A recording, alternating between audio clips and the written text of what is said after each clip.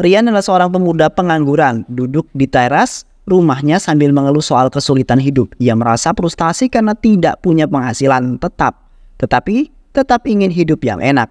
Kenapa hidup ini susah banget ya? Tiap hari aku cuma begini aja, gak ada kerjaan, gak ada uang, tapi pengen hidup enak. Mau cari kerja, susahnya minta ampun. Kalau gini terus, kapan aku itu bisa keluar dari kemiskinan ya?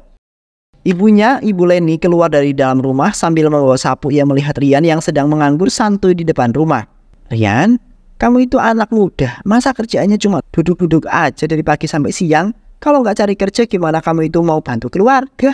Ibu ini capek lihat kamu begini terus. Aku juga mau kerja bu, tapi di kampung ini mana ada lowongan kerjaan. Semuanya udah penuh, kalaupun ada bayarnya kecil.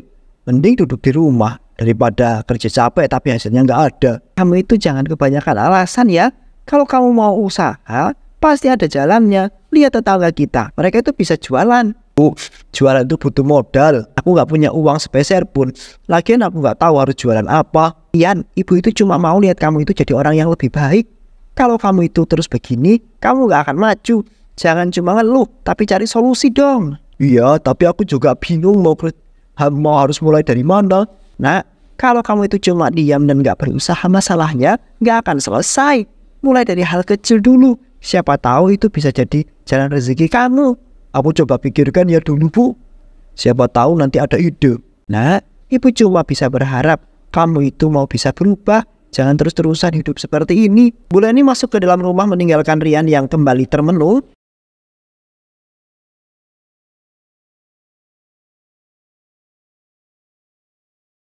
Dan akhirnya Rian memutuskan untuk pergi ke warung kopi, tempat biasa ia berkumpul dengan teman-temannya, Andi dan juga Danu.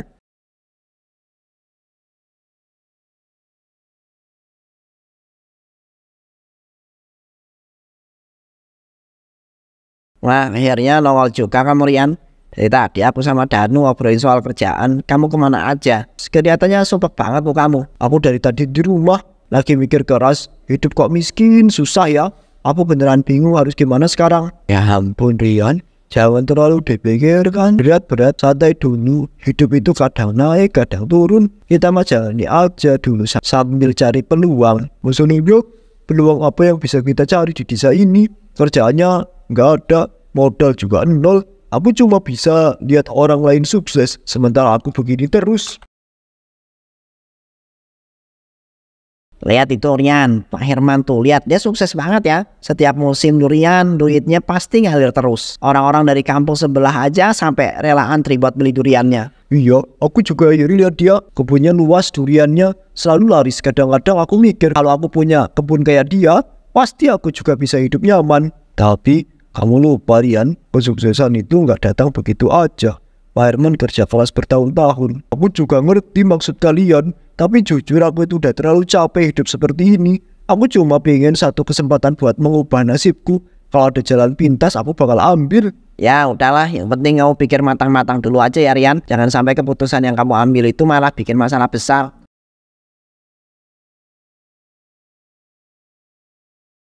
Rian berjalan menyusuri jalan setapak di dekat kebun durian Pak Herman. Pandangannya tertuju pada kebun yang dipenuhi oleh pohon durian. Wah, durian itu besar-besar dan kelihatannya matang. Pak Herman pasti dapat banyak uang dari hasil panen ini. Kalau aku bisa ambil beberapa aja, siapa yang tahu kebunnya luas. Pak Herman gak bakal sadar kalau ada yang hilang 1 atau 2 pohon. Lagian aku juga butuh uang. Rian terdiam sejenak, ia menoleh ke kiri dan juga ke kanan, memastikan tidak ada orang yang melihatnya. Setelah merasa aman, ia melanjutkan langkahnya menyusuri kebun dari luar pagar. Tapi kalau aku ketahuan bisa berapa nih? Pak Herman itu terkenal galak kalau soal kebunnya. Dia tidak akan segan-segan melaporkan siapapun yang berani macem-macem. Ah, kenapa aku kebanyakan mikir? Kalau aku nggak nekat, aku bakal terus-terusan begini. Malam nanti aku harus ambil beberapa durian itu. Nggak bakal ada yang tahu. Malam harinya, Rian mendatangi rumah Danu, di mana Andi sudah terlebih dahulu menunggu. Dengar, aku punya ide yang bisa bantu kita semua nih. Kalian tahu kebun durian milik Pak Herman kan? Kalau kita ambil beberapa gimana? Rian, kamu serius ngomong kayak begitu? Itu namanya mencuri. Kalau ketahuan kita bisa kena masalah. Iya, Pak Herman itu terkenal galak soal kebunnya. Dia nggak segan-segan laporin siapapun yang berani main-main sama duriannya. Dengerin aku dulu ya, kebun itu luas banget. Pak Herman nggak mungkin ngecek semua sudut setiap malam. Kita cuma ambil beberapa durian aja kok, nggak banyak. Nanti kalau udah dapat duriannya, kita jual. Kalian kan tahu sendiri harga durian lagi mahal-mahalnya. Tapi Rian, kalau kita kepergok gimana? Lagian kita bisa cari cara lain buat dapetin uang. Dan nggak ada cara lain yang lebih cepat dari ini. Kalau kalian mau cari kerja biasa, itu butuh waktu lama. Kita cuma butuh 1 malam untuk ambil durian itu. Udah, percaya aja sama aku. Kalau kita setuju, kamu harus pastikan semuanya aman ya. Kamu beneran yakin nggak ada yang bakal tahu kan? Aku yakin Andi. Aku sudah lihat kebunnya. Malam hari itu sepi banget. Gak ada penjagaan sama sekali. Baiklah Rian, aku juga setuju deh. Tapi dengan syarat ya, kita semua ambil beberapa durian. Jangan sampai kita serakah, karena itu yang bikin orang ketahuan. Kita cuma cukup ambil secukupnya. Pokoknya semua bakal lancar. Malam itu juga Rian dan teman-temannya langsung mencuri durian di kebun milik Pak Herman. Pelan-pelan, jangan sampai berisik. Danu, gimana keadaan sekitar, aman gak? Aman-aman, udah cepetan, jangan buang-buang waktu. Aku takut ketahuan ini. Yo, gimana?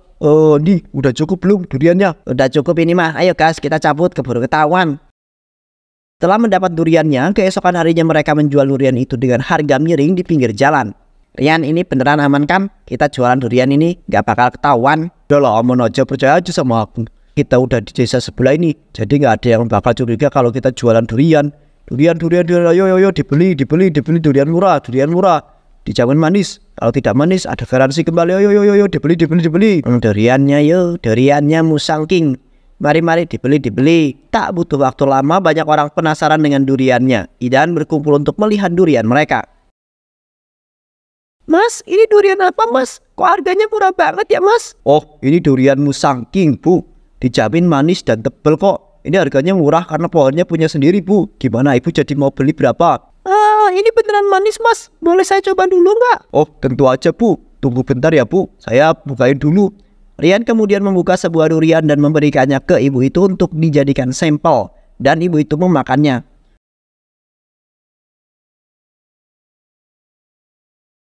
Gimana, Bu? Manis kan rasanya?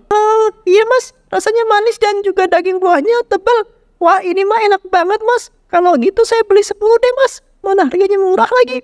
Melihat kesaksian ibu itu membuat para pelanggan lain juga ikut membeli durian milik Rian dan juga teman-temannya. Hingga durian milik mereka habis terjual. Kan bener kan kataku, kalau semua ini bakal aman dan laris manis. Lihat ini uangnya kita dapat banyak kan? Iya, banyak banget. Wah, kalau gitu ayo cepetan kita pergi. Gak nyangka sih kita bakalan dapat uang sebanyak ini. Ya sudah, ayo kita ke tempat biasa, kita bagi di sana. Mereka pun pergi ke tempat tongkrongan biasa mereka untuk membagi keuntungan yang mereka dapat dari menjual durian tersebut. Nah, ini aku hitung totalnya dapat 6 juta ya. Kalau kita bagi 3 masing-masing 2 juta gimana? Adil kan? Ya, adil banget. Nah, karena aku dapat uang banyak, aku yang traktirin deh. Kalian bebas pesan apa. Di sana juga ada warga lain yang sedang mengobrol santai. Kalian tahu nggak, kemarin malam di kebun durian Pak Herman katanya ada yang lihat bayangan besar loh. Udah jelas itu pasti hantu durian. Setiap musim durian makhluk itu pasti muncul. Saya aku juga ada dengar cerita gitu. Katanya kalau ada duriannya jatuh di malam hari, hantu durian itu yang ambil duluan. Makanya petani durian itu jarang berani ambil durian malam-malam. Rian yang duduk di sudut warung bersama Danu dan juga Andi mencuri dengar pembicaraan tersebut. Hantu durian? Serius nih kalian percaya cerita kayak begitu? Itu kan cuma buat nakut-nakutin orang biar gak macem-macem di kebun. Lagian kalau emang ada hantunya, kenapa tadi malam kita gak ketemu ya? Ihan, aku itu sudah setuju sama mereka. Cerita hantu durian itu udah lama banget desa ini. Kalau aku pikir-pikir lagi, kayaknya aku gak mau nyuri durian malam-malam lagi deh. Aku takut ketemu sama hantu durian. Kayaknya aku juga deh. Itu terakhir kalinya dah aku ikutan nyuri durian malam-malam, walaupun untungnya gede. Kalau ini percaya banget sama mitos, udah jelas itu cuma cerita karangan orang-orang biar kebunnya itu aman. Kalau aku nggak bakal takut sama cerita begituan hantu durian. Tapi Rian, ceritanya kayak gini nggak bisa dianggap remeh. Kalau sampai beneran ada kejadian aneh, kamu sendiri yang rugi. Udahlah nih, kita hidup di zaman modern, percaya sama hantu itu nggak ada gunanya. Kalau orang lain takut, bagus buat kita, berarti kebun Pak Herman makin sepi kan. Tapi, kalau kalian nggak mau ikutan ya nggak apa-apa sih. Aku sendiri aja yang pergi ntar malam. Kalau kalian nggak ikut kan keuntungannya yang aku dapat nggak perlu dibagi-bagi. Di rumah Pak, istrinya Bu Nur duduk di samping dengan wajah penuh kekhawatiran. Nur, aku dengar tadi dari si Yono kalau ada durian kita yang hilang loh Bu. Beneran Pak? Mungkin itu ulah hantu durian kali Pak. Kalau hantu durian sih nggak mungkin ya Bu. Soalnya kan itu cuma rumor yang dibuat-buat biar kebun durian itu aman. Alah, paling juga kamu itu lagi halu. Bapak udah cek kebunnya belum? Tapi rencana mau pasang jebakan malam ini, kalau memang ada yang berani macam-macam, dia nggak bakal bisa lolos. Aku itu nggak mau kerja keras kita selama ini hancur karena ulah orang yang tidak bertanggung jawab. Pak Herman berdiri dari kursinya dan mengambil topi serta lampu senter dari gantungan. Baiklah, aku mau cek kebun dulu malam ini. Nur, kamu gak usah khawatir ya. Kalau ada yang mencurigakan, aku bakal langsung kasih tahu kepala desa. Malam harinya Rian kembali mencuri durian milik Pak Herman, tapi kali ini ia beraksi dengan sendirian. Karena Andi dan Danu tidak ingin ikut, Rian melangkah perlahan-lahan memasuki kebun Pak Herman.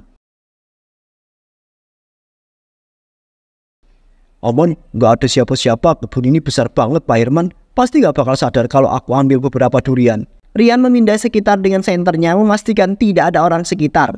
Ia berjalan menuju pohon durian terbesar di tengah kebun, di mana beberapa durian terlihat bergelantungan dengan sangat rendah. Nah, ini dia besar banget duriannya. Kalau aku jual pasti laku mahal. Durian di karungnya semakin banyak, wajahnya mulai terlihat lega. Bahkan ada senyum kecil di sudut bibirnya. Namun dari kejauhan bayangan besar seperti sosok manusia tampak bergerak di antara pepohonan. Hampir selesai, besok aku bisa jual ini dan dapat uang banyak. Siapa bilang hidupku nggak bisa berubah? Saat Rian sibuk memasukkan durian terakhir ke dalam karung, suara aneh terdengar dari balik pepohonan. Suara itu seperti langkah berat yang perlahan mendekat. Apa itu? Kayaknya ada orang atau cuma binatang. Ia menyinari sekitar dengan senternya tetapi tidak terlihat apa-apa. Meskipun hatinya mulai gelisah, ia berusaha mengabaikan suara tersebut. Palingan cuma angin atau kucing liar. Gak usah pikir yang aneh-aneh. Siapa di sana? Kalau ini ulah orang, aku gak takut. Jangan coba ganggu aku ya. Tiba-tiba dari balik kegelapan muncul sesosok makhluk yang tinggi besar dengan tubuh penuh duri menyerupai kulit durian. Makhluk itu bergerak perlahan mendekati Rian. Apa ini? Ini gak mungkin nyata. Ini pasti cuma mimpi. Manusia serakah, berani-beraninya kau mengusik kebun ini. Kau akan menerima akibatnya. Tolong, aku gak sengaja. Aku cuma butuh uang. Jangan apa-apakan aku. Aku adalah hantu durian, penjaga kebun ini. Semua durian ini sudah ada hak alam. Kalau kau telah melanggar batasannya, aku gak tahu. Aku cuma pengen uang buat makan. Tolong kasih aku kesempatan. Aku janji gak bakal mengulanginya ini lagi. Kau tidak akan bisa berlari, manusia serakah. Hukumanmu telah ditentukan. Durian-durian ini dilindungi oleh roh penjaga. Kau manusia serakah sudah mencuri masih berani berdalih. Pencuri sepertimu tidak akan dimaafkan. Tolong, aku salah. Aku gak akan ulangi lagi. Janji tolong, aku nggak mau mati, tolong kasih aku kesempatan. Aku nggak mau mati, aku akan balikan semua duriannya. Makhluk itu kemudian menunjukkan belas kasihannya dengan gerakan perlahan. Ia mengulurkan tangannya yang penuh duri ke arah Rian, menandakan bahwa hukuman berat akan segera dimulai. Rian, apa kau tahu kenapa aku muncul di hadapanmu malam ini? Kau telah melanggar hukum adat yang suci di desa ini. Aku nggak tahu, aku cuma mencoba bertahan hidup. Tolong ampuni aku nggak punya niat buruk. Tahan hidup dengan mencuri milik orang lain. Apa kau pikir alasanmu itu cukup untuk membenarkan tindakan kotormu? Aku janji gak akan mengulangi ini lagi. Aku akan tetap mengganti semua durian yang aku ambil. Tolong beri aku kesempatan. Kesempatan? Kau sudah diberi banyak kesempatan oleh kehidupan, Rian. Tapi kau memilih jalan yang salah. Keserakahanmu telah mencoreng kehormatan desa ini. Aku benar-benar minta maaf. Aku nggak tahu kalau hukum adat ini sebegitu seriusnya. Tolong beri aku waktu untuk memperbaiki semuanya. Kau mencuri di tanah yang dijaga leluhur. Hukum adat tidak hanya melindungi. Aku nggak punya pilihan lain. Janji akan berhenti mencuri.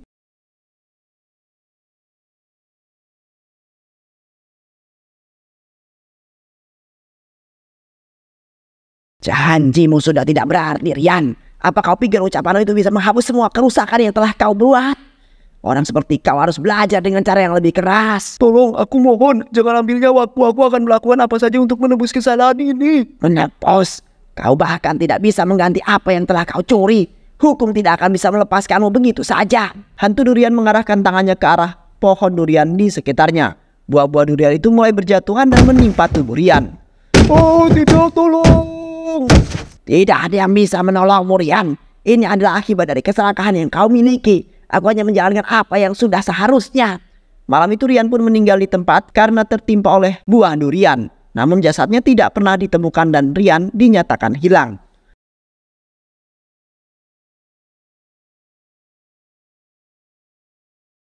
Pagi hari Pak Herman berjalan menyusuri kebunnya. Ia memeriksa setiap sudut kebun untuk memastikan tidak ada durian yang hilang. Alhamdulillah durian-durian ini makin lebat aja. Semoga panennya nanti lancar dan rezeki melimpah. Aku harus tetap waspada. Akhir-akhir ini banyak laporan pencurian di desa sebelah. Loh, kok ini ada tumpukan durian sih? Apa jangan-jangan ini kerjaan pencuri ya? Tapi kalau memang ini kerjaan pencuri, kenapa duriannya cuma ditumpuk di tengah kebun? Aturan kan mereka bawa pulang. Tapi kalau dilihat-lihat durian ini kayaknya udah matang semua. Udahlah, aku nggak tahu maksud dan niat pencuri itu apa. Yang penting durian ini nggak hilang.